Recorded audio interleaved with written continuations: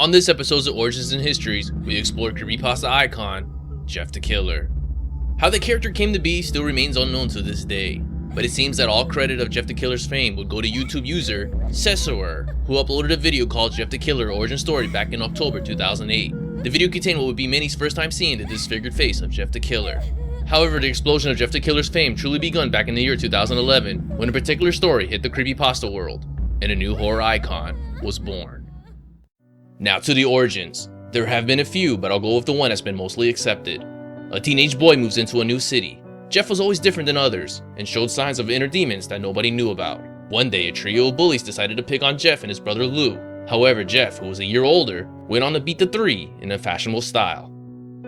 It was time for revenge, and payback was definitely coming. The trio of bullies ran into Jeff at a party, and a violent fight broke out between the four.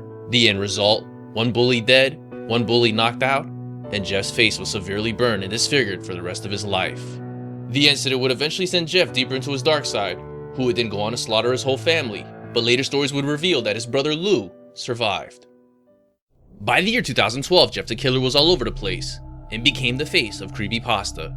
He would go on to inspire many creepypasta icons after him, whose stories were somewhat too identical. Their term creepypasta fangirls could be traced back to Jeff the Killer.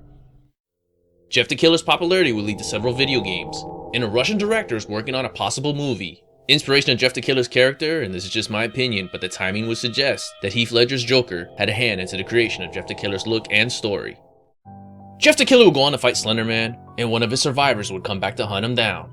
Whereabouts unknown, but he is indeed still alive. And when you hear the final words, "Go to sleep," it will be your last.